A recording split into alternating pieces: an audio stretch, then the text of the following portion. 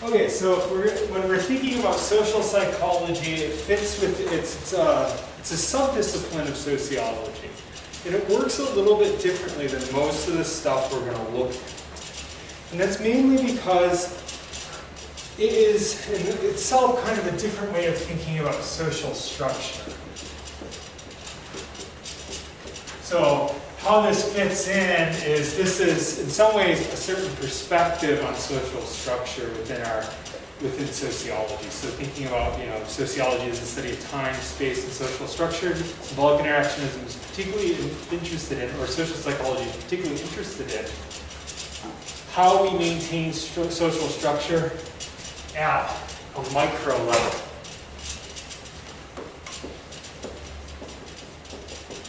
So it's at the micro level, how is it that structure works? This is opposed to a macro level.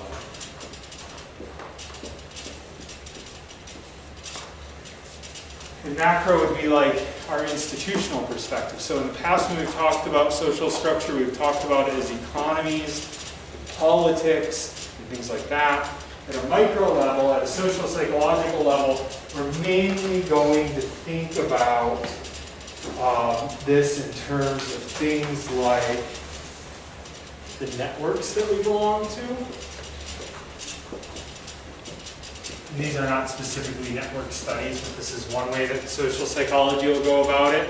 Networks being like, who are you connected to and who you are not, right? There's a whole literature of like mapping out people's networks and seeing how information passes, how ideas pass, how resources pass from one person to another. It's also a micro level theory of structure, right? Does that make sense? Okay, so that's networks.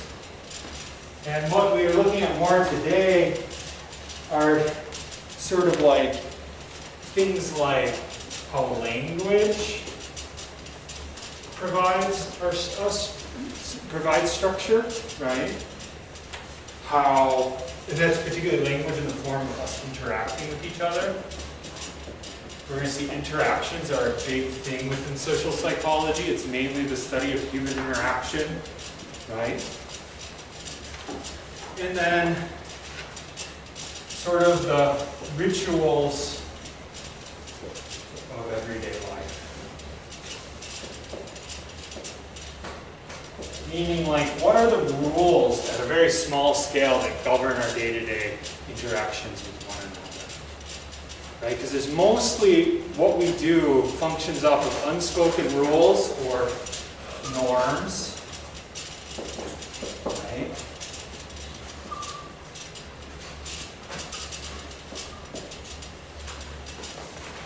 Unspoken rules or norms that guide, that essentially are behind everything we do and provide it the structure it needs to run smoothly. Otherwise, we constantly have to be thinking about things. So as we go about our day-to-day lives, we can kind of do it in a route kind of way because we all kind of understand our norms. They're dispersed throughout our culture enough, right? And when norms break down, that's when we actually get sort of problematic interactions or difficulties. Make sense so far? Any questions so far on social structure and social psychology? Okay, one of the most important, so today we're really going to focus on three important figures in social psychology, two of which were cited in your readings, one of which was cited in now 3 readings of ours. So the first one's going to be Harold Garfinkel, the second one's going to be George Herbert Mead, and the last one's going to be Irving Goffman. Goffman's the one that's been cited in 3 different independent articles so far. And these are people who pop up all over the place. So Garfinkel founded something called ethnomethodology.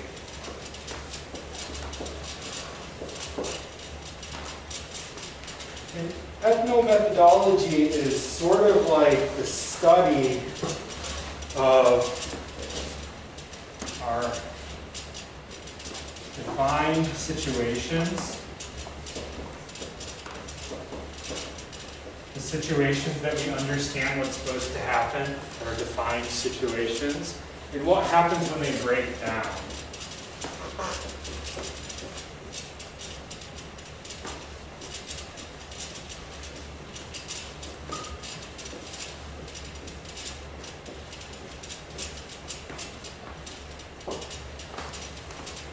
So, has anybody ever heard of the elevator? Like, I'll ask you guys this. Garfinkel was writing in the 50s, so he's actually weirdly had an influence on our culture, and what we're aware of is rules. So, which way do you stand when you step into an elevator? To the right? What's that? To the right? Oh, no, like where do you face in an elevator? What's that? The door? You face the doors. We all generally know this discursively, as in we can say this, but before Harold Garfinkel, very few people were aware that that's what they did. It was like this sort of weird unspoken rule. And Garfinkel did a famous study called the elevator study, where he would go into elevators and face the back of the elevator, right? And there would be another person on that elevator, and usually in ethnomethodology they refer to these people as recorders. And after the elevator opened back up, Garfinkel would leave, and then the recorder would write down all of the things that people said about him on the elevator for standing the wrong way. So what do you think this would look like if you were to do this? What might you expect to find? Personality? Or did it like now? Oh, he's good. You're asking if he did it right now before we leave? Yeah, like what would people's responses be to doing something like that? Breaking some norm that we all expect but don't really know exists. Usually we kind of assume they're on drugs. What's that? Like usually we kind of assume they're on drugs. Yeah, that's a good one. We assume people are on drugs, right? What else might we assume? This is another one that we usually throw out when people act weird. You guys are a lot more tired and quiet today, aren't you? You guys are usually like my chatty intro class. So on drugs, what else do we? Oh yeah. And they have some mental disorder. Yeah, mental illness. He did another study with his undergrad students where he got them to, which you could never actually do this study anymore. There's like things that govern ethics, and they would never let you do this. But he essentially sent them home for Thanksgiving break and gave them weird things to do in front of their families, weird ways to change their behavior. And then had them record it and come back and tell him how their family reacted. And so how do you think your parents would react if, I don't know, I told you that you had to go home, act all sullen, refuse to hug anybody?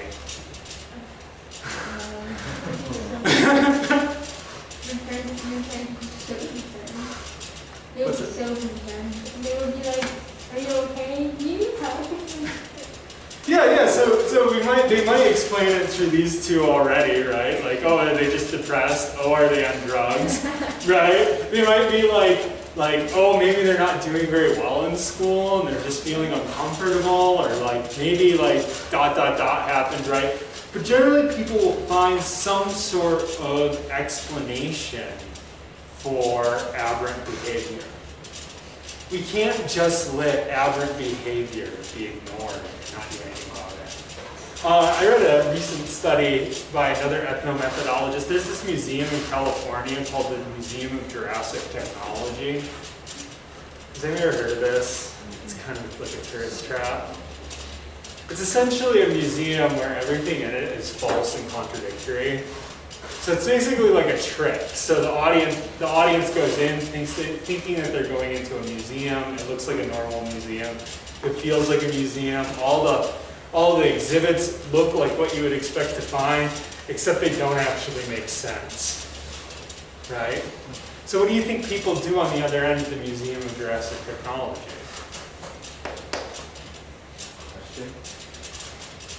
They find explanations. They actually perform very much, the researcher found that they very much so performed that they got it, that they understood what was happening, right? Even though most of them gave explanations that it wasn't real. Like they actually believed it was real, they just explained it in other ways, right? The point being about the methodology is this: these sort of breaches in behavior have to be repaired, or otherwise they feel extremely threatening for us because of so much of our reality. We never think about how much we rely on other people to act normally. Like, we often talk about distrusting people. Have you ever noticed this? Like, people often like I think about like my mother-in-law always tells me to do things like check under my car so that somebody doesn't slip my ankles when I'm like if I shop late at night, right? And just like, but like she saw a news story and like, but like you think about how easy it would be for somebody to just like throw you into traffic. And yet we trust every day when we walk down the street next to somebody, or just drive off the road and hit you, right? Yet we trust every day that people will just do what we expect them to do, right? So our society is built on this sort of like implicit trust that everything will go as normal, which is why it freaks us out even with like minor things. Like you think about like when you're driving, we all know the traffic rules, they're not unspoken, right? But have you ever noticed how crazy people will drive when like the red lights the lights no longer work because the power's out? Like everyone has a different definition of what you're supposed to do in this situation. No one knows the rule, so they just do all kinds of chaotic things, and it's really unnerving, right? And so breaching is basically like that, right? So like when things break apart, you have to repair. Okay, so neither of our articles were this form of social psychology, but I think it gets us to that idea of social structure that pervades all the forms of social psychology, right? Is that it's built on what are the norms, what are the rules we're supposed to play, how is that predetermined, right, and what happens when they break down. Okay, any questions or thoughts on Garfinkel? Anybody think of any other norms that are interesting when we're talking about that?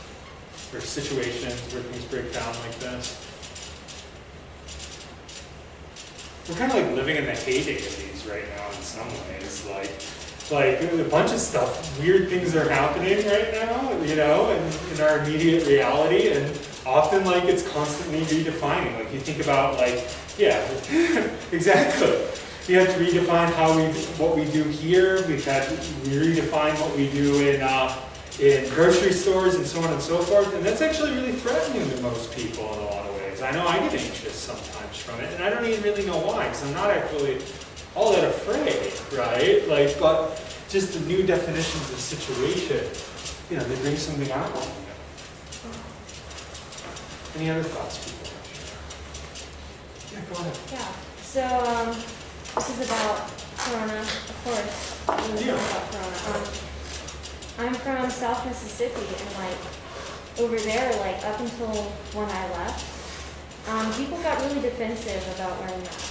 Like very, very defensive about anybody telling them to wear a mask. So when you walk into a Walmart with a mask, it's like abnormal, right? Or actually the grocery store because Walmart mandated it. So it's like really abnormal to be wearing a mask, and people get defensive because they think they're judging them for not wearing a mask. And it's definitely very interesting going from that to here, where if you're not wearing a mask, at the very least you're standing out, you know. People are like, what's the dealio? Yeah, and that's a good example, not to get into like the politics of mask wearing, right, which is a big thing right now. But like, yeah, like I have a very similar thing that like I've been here all summer for the most part, but like I'm from Michigan, like I said before. And Michigan was one of the places that got hit real hard right away, partially because it has a very large poor population, which is kind of who got hit, and it's right down the border. So it started in Detroit and it rounded its way out to pretty much the entire southern half of the state. But anyways, like I have 9 family members who've had it now, you know? So like I feel like slightly like I have to wear it. Not so much because like I'm young, I'm fit, like I'm not really worried about dying myself. I don't have any underlying condition. I could, but like probability isn't. But like I don't want to like get anybody else sick. You know, and that's kind of like a major concern. But yeah, like here a month and a half ago in Kansas, like I felt pretty uncomfortable going to the Walmart sometimes. So, okay, last week we kind of talked about the whole like little prison and how people kind of self-police themselves. Yeah. So, if you break Garfunkel's ethnomethodology, whatever, if you, in a sense, break the norm, are you still living in kind of that prison, or are you, I guess, escaping it? So I've always felt this way. Nobody writes about this because usually people who come from this perspective don't like the perspective that we talked about last week, and vice versa. But like, I actually think they're talking about the exact same thing, just how they feel about it is the opposite, right? So like, these people are like, yeah, okay, rules, great, let's get governed. And Foucauldians are a little bit like, no, that's the carceral society. And then there's also a question: is this stuff universal? Or is this actually just examples of how in modernity we police each other, right? And so, yeah, I guess there's lots of ways you could read it, you know, but there's a remarkable similarity, I think, between the two.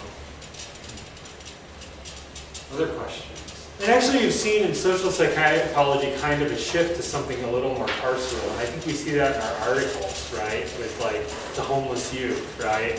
Somewhat being policed in a negative way.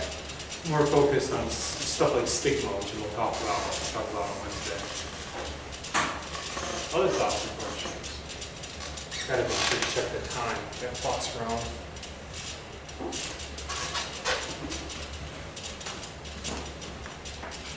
I end up like rolling over our time, and it's like time to without let me know. So since the clock's broken, I'm likely just to talk too long. Okay, the next one I want to talk about is George Herbert Mead, who's the founder of something called symbolic interactionism, which is probably the most common form of social psychology. And in fact, Goffman is sometimes labeled as that as well, even though Goffman always claimed that he wasn't a symbolic interactionist.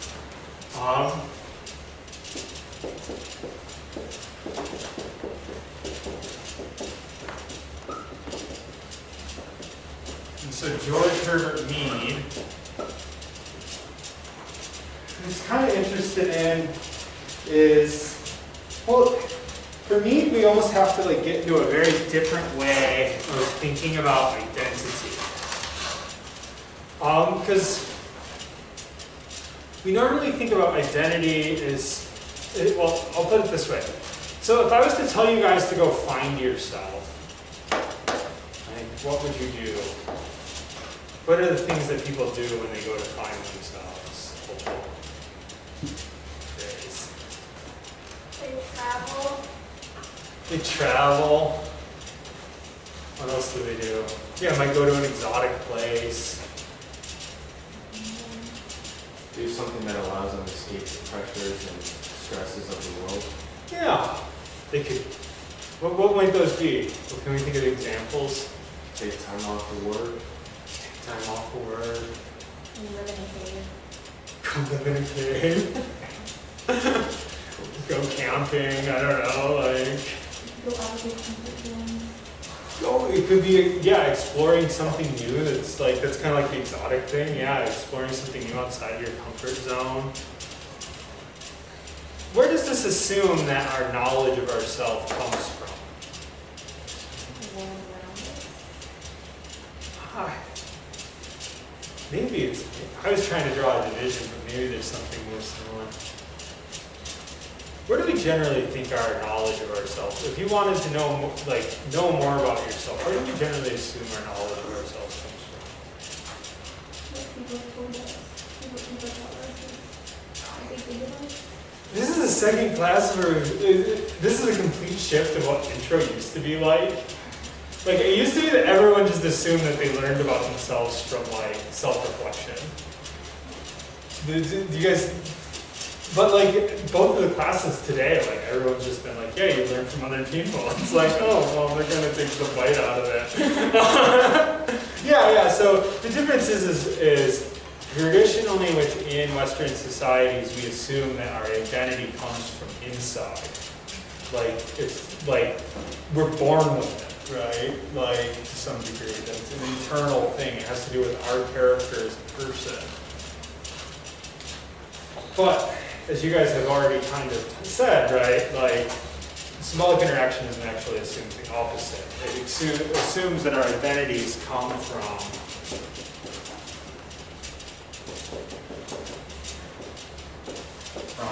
outside.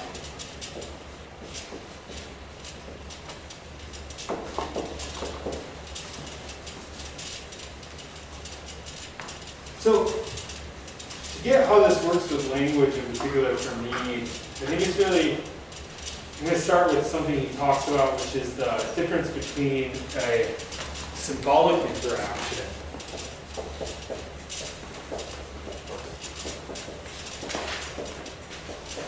which is what humans mostly do, and a conversation of gesture.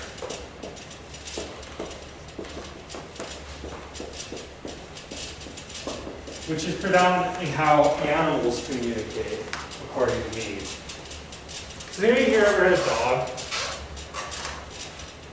I've had a dog. So, did anybody ever take their dog to like the dog park, or walking on a leash, or bring it over to his friend's house who had a dog? What do dogs do when they approach each other? What's their butts? They smell each other's butts. What else? My dog gets terrified. Your dog gets terrified. Well, here's the thing. He'll act like he's smarter than me, he'll act like he's bigger than the other dog, and then the dog just goes very well, I act like he's fine. Not like that whimpering, I'm like, it's weird. Anyone else? What do dogs do? They kind of like vie for position, right? Like, yeah, how does that look? One dog, let's call him dog A. I don't know if I've said this to this class. I'm a really bad drawer. I'm really bad at drawing, by the way. Which is really kind of embarrassing because my father he's not a painter like an artist, but he hand paints signs for businesses for a living. He's like an artisan painter, I guess, if you will. Sounds a lot fancier than it is. But anyways, it's kind of embarrassing because like he has like a lot of talent for drawing. This is what I got. So dog A approaches dog B, right? What does dog B do? Mostly. What are some things, options that dog B has? Probably growl and just defend his territory. A dog could growl or bark, vocalize. What else might they do? We could do that thing where you know when you go like, so they're like, yeah, that thing. The jump thing, which says I want to play with you, right? So like you have aggression, you have play. Often what looks like aggression to us is play. Have you guys ever noticed that with dogs? Like I always notice that walking dogs in a neighborhood that like, I'll see a dog, it'll bark at at my dog, I'll think it's being aggressive, and then we'll see it at the dog park, it'll bark just like that, and then it'll just be like, anyways, yeah, so it could respond with aggression. It could respond with play. How else could it respond? It could run away, right? Whatever it does, right? So A's presence, A moving towards the other dog, provides a stimulus for the dog, right? So A's behavior is the stimulus for B. Then B will react, right? But then that reaction will itself become a stimulus for dog A. And then dog A will have to act, right? Will have to respond to that stimulus. And then essentially they just go back and forth and back and forth and back and forth until they just get bored and leave each other alone, right? That's essentially how a dog conversation looks. Maybe we call this a conversation gesture. Human beings don't do this a lot. Sometimes we'll do it. Like the two that, can anybody think of an example of a human interaction that would look like this? I guess kids. Yeah. Kids, especially if they're really young, will do that. Yeah. What else? When people fight, they look like this sometimes. Both like physically, as well as like, has anybody ever seen, like been in public and seen a couple fight so much that they stop talking to one another really? They're just like going back and forth. Ever seen somebody fight like that? No? Where they're like hollering at each other, not listening to each other, and then basically it's like a conversation of gestures. It's like dog barking. What's that? No, I've never seen that. You're lucky, it's pretty awkward. I remember one time, okay, so in my hometown there's a like dollar store and a gas station where people will buy like, you know, like food if they're just in a rush, right? And I remember like going there to buy a gallon of milk once and getting behind two people in line where the daughter told the mother, chose this moment to tell her mother that she'd gotten pregnant. She was probably like 13 years old. And they ended up arguing so loud that it became like this like conversation of gesture. It was really awkward because it was like a really long line. It was like 20 minutes. It was pretty horrible. But anyway, so human beings can do this is my point. They don't a lot, right? Only in some extreme situations. How does most of our interactions look different from this?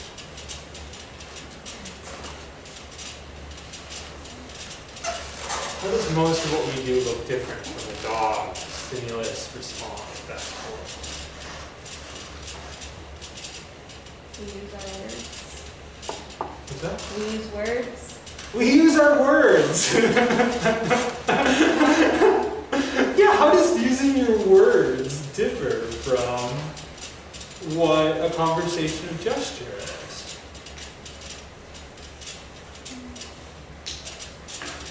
Using my focus to use the words. It's I guess, a more fluent and easier way to communicate than just using gestures and signs, less deciphering. What do you think about when you speak to somebody else? You can get your point across like quicker with speaking, not with just gestures. Yeah, you can get your point across quicker. But once again, I want to say why. Why can you get your point across quicker? When we speak, we think about what the other person is going to hear. We're present in our symbolic interactions, right? In a very different way than like for George Herbert Mead, whether this is true or not, I'm not really sure. You can't really get inside the head of an animal, right? So like, I'm not sure that there's he can say, but Mead would want to, with authority, claim that dogs do not understand, animals do not understand that they exist. They just react, right? But human beings don't just react. We reflect on the other, right? We have in our minds other people when we speak, right? We don't just speak as a form of that. Does that make sense? So this, and for me, he wants to say that this has a really interesting origin, and our ability to interact symbolically is tied up with the construction of identity. Right? So it's tied up in the fact that we have an identity.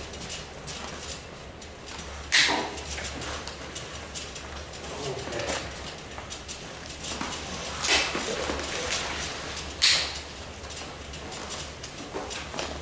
So I'm going to ask you guys kind of a trick question.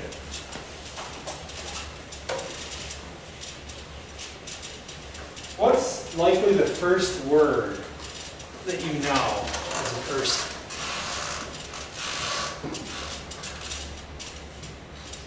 I say it's a trick question because we don't normally think of it as a word. Wait, maybe? Is it no? What? Is it no? Like no or yes? I don't know what you... Like, is that the word? Is that the word? Can you say that again? When you're asking like what's the first word you learn when you're younger? Yeah. Like no or yes. Well, I think we probably learned one even before that. I'm gonna guess it's screaming. Oh, but is that a word? Or is that just conversation and gesture? Is it symbolic? Is it mom? Mom? Well, I think mom is probably, like, no, yes and no are real common. Mom is, I think there's something we probably learned to identify even before we can vocalize. Your own name. Your own name. No matter, like, it does not take very long before an infant responds to their own name. right? That's it. Like for me, that's a fascinating fact. That usually people will visibly be able to recognize their own name. They'll identify with it. You'll say their name, they'll look at you, right? Before anything else, right? So, what's the significance of that? What does learning your own name do for you? It gives you an identity. Yeah, it's the first time that you have an identity. You learn your own name. You learn, when you learn your own name, you learn to see yourself acting.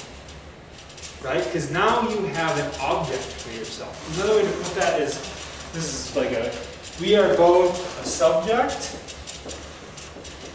and an object. Right? We are, by subject we mean we are somebody who acts. Right? We never completely lose that ability to act. Right? Even like an animal would. We would refer to this, for me, he likes to use phases of self to explain this. Right? What he means is that it kind of corresponds to our actual use of English between the words I and me. Does anybody here like a nerdy fan of grammar? I'm not either, but does anybody know when you use I in a sentence versus me? We use I at the beginning of a sentence and we use me at the end. Yeah, we use I at the beginning of the sentence and me at the end. Does anybody know the significance of that?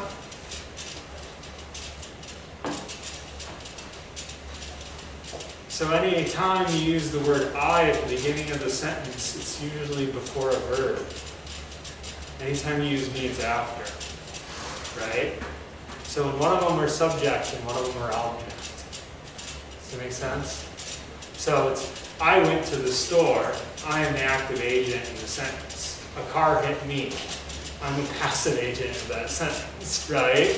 The same thing, so he wants to claim that we have this weird simultaneous status, just like our language reflects it being, and actually most languages are going to have this distinction between subject and object too. But his point is that we have, what it's reflecting is that there's this actually weird thing that we are both the internalization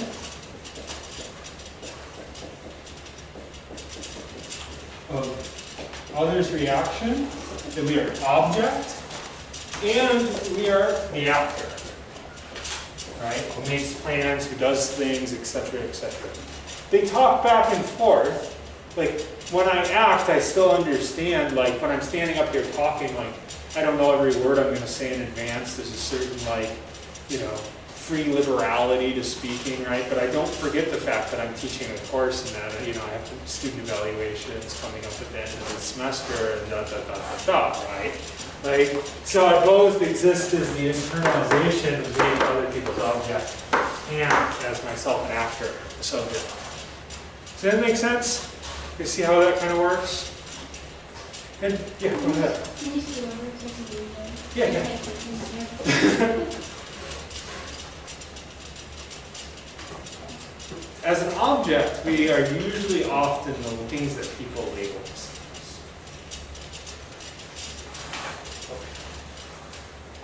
This is a skill we learn over time for me. So, like, what's that? Oh, yeah. So this is a skill you learn over time.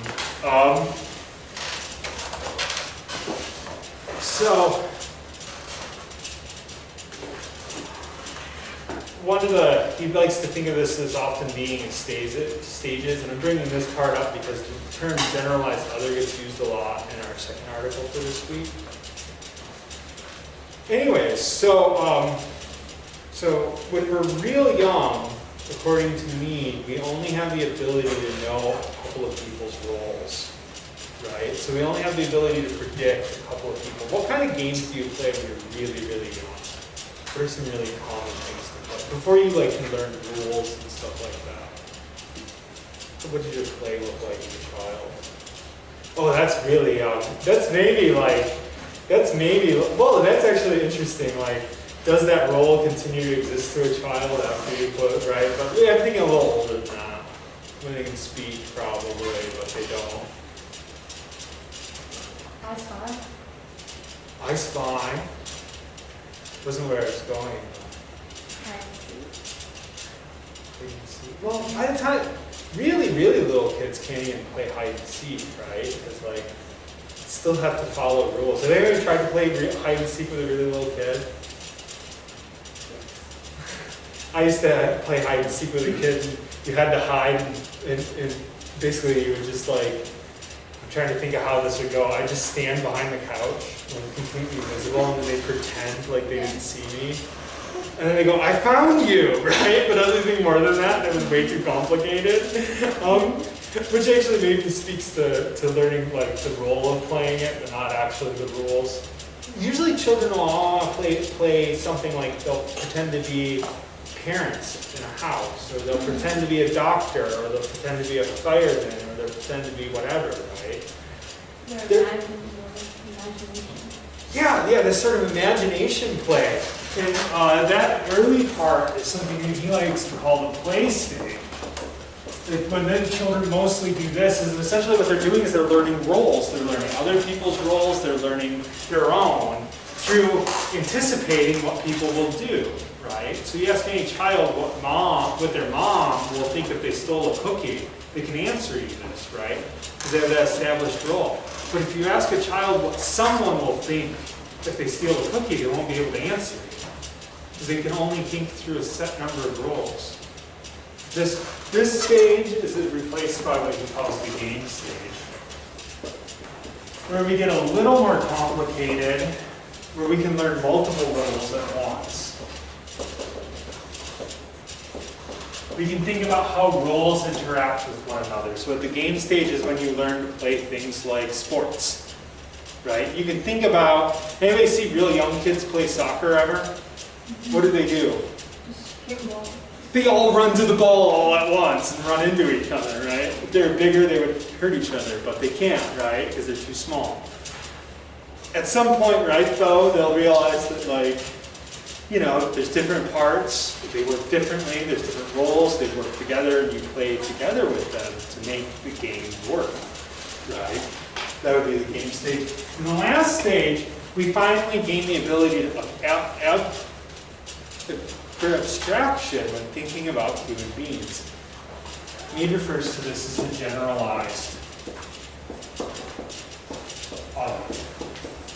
So in the stage of at the stage of generalized other, we gain the ability to think not only in terms of individual people, but we gain the ability to think of what everyone in general may react. Right? If I do X, Y, and Z, what will they think of me? You know, it's the generalized other. These can be smaller generalized others, as in like, what will my community think of me? What will this classroom think of me? What will my dorm mates think of me, right? Or this can be a really big generalized other of some vague person, right? And we think in both those terms on a day-to-day basis. Okay. I think we'll stop there for today, and we'll pick back up talking about Goffman and dramaturgy, and then we'll run right through into the article, which uses that as its framework anyway. So, cool.